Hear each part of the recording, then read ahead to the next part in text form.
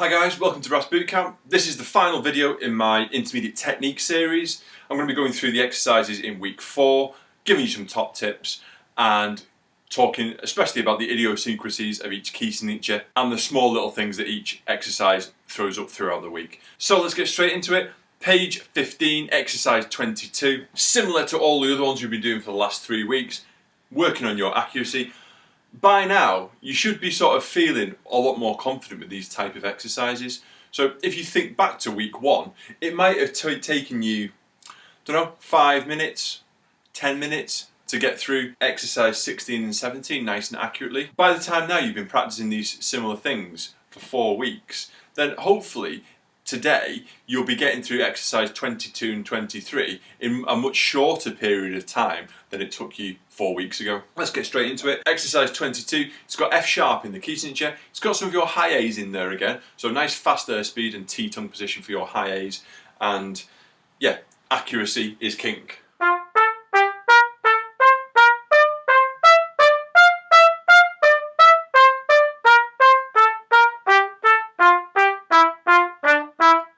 Maintaining accuracy throughout the whole exercise. Nice and clear tonguing, nice coordination, clear sound throughout the range. And exercise 23 is in 1 flat, so we're in F major here.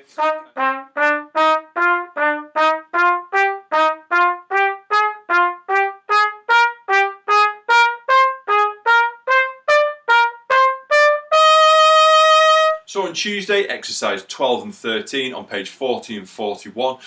We're now increasing our intervals even more. So our tongue position becomes even more important, going from a nice R position up to an E position and getting that tongue movement as fast as we can and nicely coordinated with our fingers as well.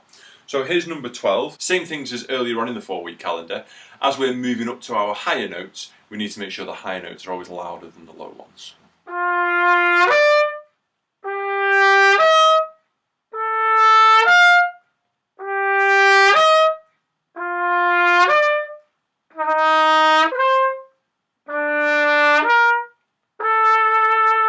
So now these intervals are getting bigger, you will find that you do need to blow a little bit more, so you're actually changing your airspeed a little bit more than you were earlier on in the month. When you're changing your airspeed, if you go and it moves up in a spike or like a step, then you'll find you're going to mispitch the notes or the sound will be not as clear as you would like. When you're changing your airspeed, if you try and do it in a nice smooth motion, so there's no steps or spikes in your airspeed change, then you'll find the accuracy in your pitching and tone will be much, much better. So when you're moving up to those high notes, your tongue's moving really quickly, but your airflow is moving in a nice sort of curved way, if you could visualize your airspeed. So same things on number 13. So airflow is moving in a nice wavy fashion to get these highs and lows. It's not moving too much because most of the work is being done by your tongue position, but now there's no rests in between, it becomes slightly more difficult. So this is number 13.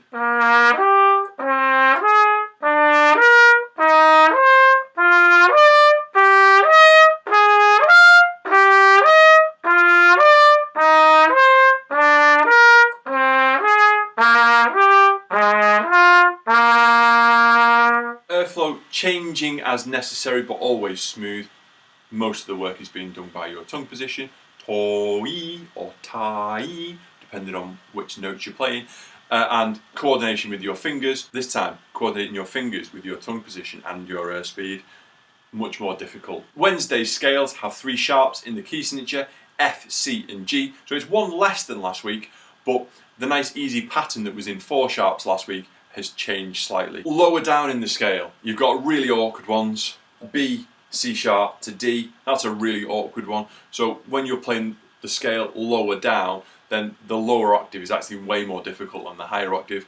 A, B, C sharp, D. Getting that B and D and C sharp coordinated using your 3rd finger is very difficult. The higher part of the scale, there's a nice little pattern, A, B, C sharp, which is just wiggling that first valve up and down, A, B, C sharp, that's quite nice. And then G sharp, A, B, C sharp. There's a little part of the scale where your 2nd valve does stay down. But the patterns in this scale are much more fragmented than some of the other scales we've looked at. So I'll play a bit of 51 and 52 on page 70, A major scales with 3 sharps. Again, we're after evenness, clarity in tonguing, nice coordination between our tongue and our fingers.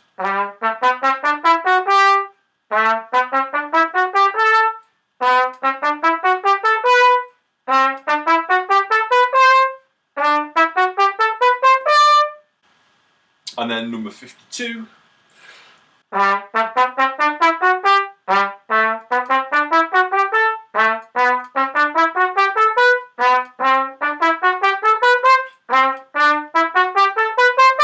If you're struggling, slow down your metronome, increase the speed gradually until you're really happy with your fingers and your tonguing and the accuracy and clarity of all these notes. So Thursday's exercise on page 42, exercise 19. This is the most difficult lip slur pattern. We've got our triplet rhythm. It's quite a nice little thing that happens with your triplet rhythms. If you notice the 2 notes that you're switching between, on the first beat it's the lower note, and then the second beat it's the higher note, and then the lower note and the higher note. So the notes which land on the beats, it alternates between the lows and highs. So when you're doing this exercise, if you can try and put a slight emphasis on the lows and highs when they land on the beat, then you should hear that nice alternating triplet pattern. As with all the other exercises, the alternative fingering is all written in. Each bar is on the same set of fingers. Nice even tongue movement, nice smooth breathing, really smooth and even as always. Use your metronome just to help you get those things synced up nicely.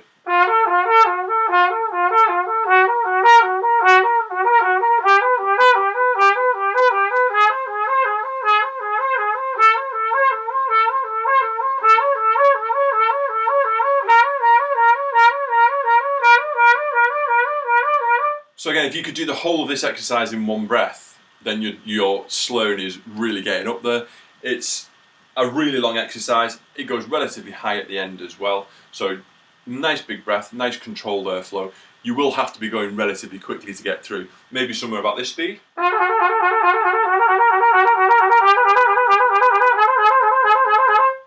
Somewhere like that. When you're increasing the speed of these lip slur exercises, if you tried to do it with your air speed, like accelerating the air for the high one and backing off for the low one, there's no way you could change your air speed that quickly to get the notes nice and clear.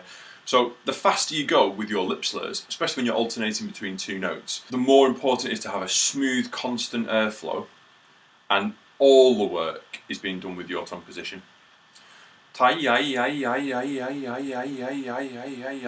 So your tongue position is moving nicely. If you can whistle these things,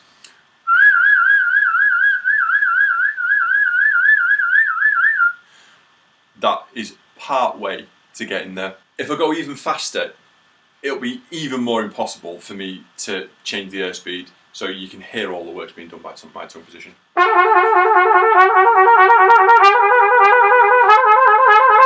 So there's no way I can move my airspeed, change my airspeed that fast, playing with my tongue position.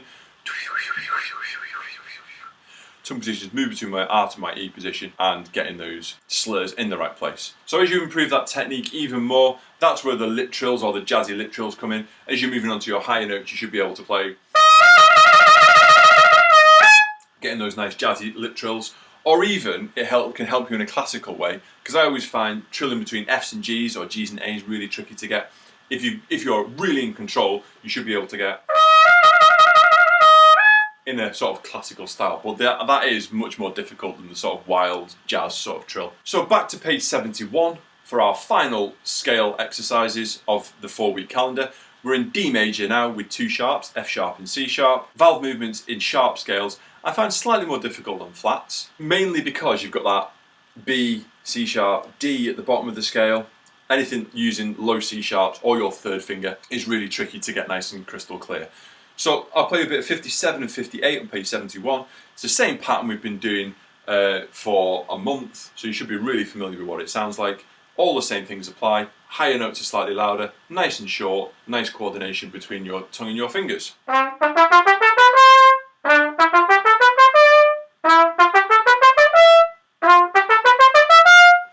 And 58.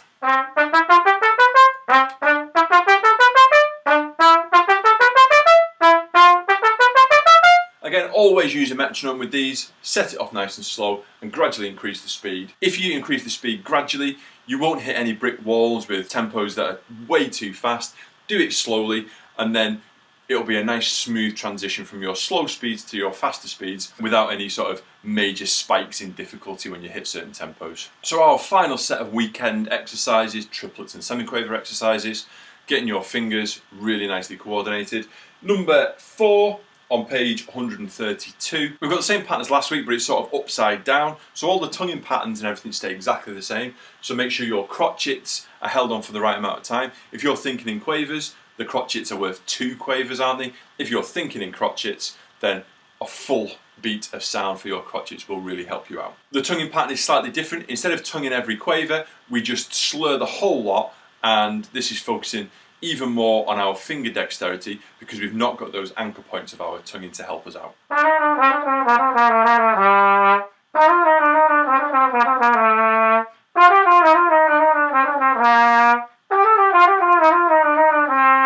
Nice full crotchets, and then once we hit the halfway point, the pattern flips and it goes upside down.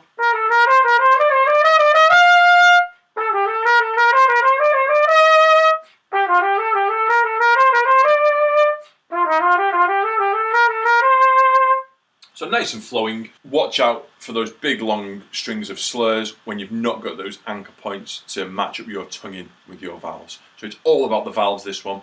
Your tonguing is right out of the way. So the last exercise is on page 138, exercise 4. This one is actually slightly easier than last week's exercise, slightly shorter. There's a lot less accidentals in this one as well. The tonguing pattern remains the same, 3 slurred and 1 tongued. We've got B flat in our key signature, and also it's split up into 2 halves. So if you can do each half in one breath, then you can play this whole piece really nice and musically.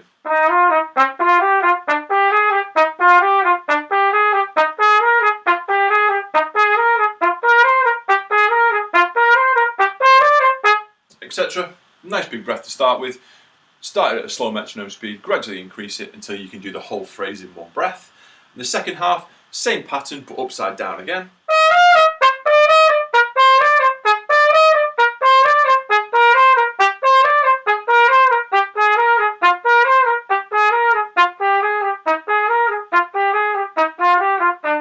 Nice and crisp and clear. That's basically the moral of the story of all of these exercises. They don't have to be super fast. It's all about getting everything in sync with everything else. So your fingers are in sync with your tonguing. When you're slurring, your tongue position is in sync with your airflow.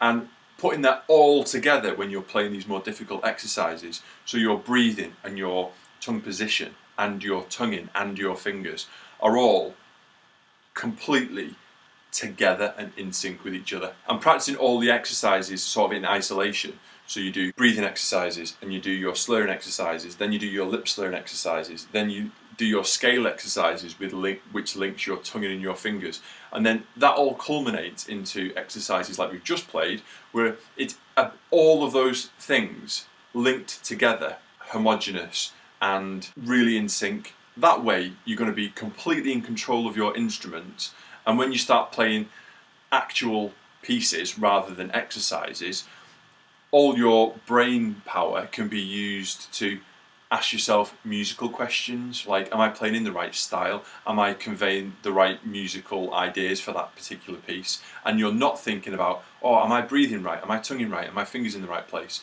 So all the technical stuff is done completely separately, so it's really rock solid and your foundations are there. So then when you start playing pieces, or you go to a band or an orchestra or an ensemble, then all you're focusing on is the musical things. And if you're playing in a band, you're focusing on your ensemble skills, listening to the other players in the band and the ensemble, playing together, playing in the same style. So I hope you found this useful. 4-week intermediate technique calendar for people around from about grade 3 up to grade 6. It's really useful for those players in particular. But if you just wanted to bolster your foundation of playing, even if you've been playing for 15 years, doing some of these really simple exercises and making sure you play them all completely perfectly and you're focusing on the right techniques, then that will really help your foundations. So like I said, you can focus on other things when you're playing pieces or you're playing in band. So if you want to see the whole list of exercises, just pause the very end of this video. The calendar will be up there with all the exercises and the page numbers. All the exercises are out of the Arban Cornet Method. I hope you've enjoyed the video, and I'll see you soon.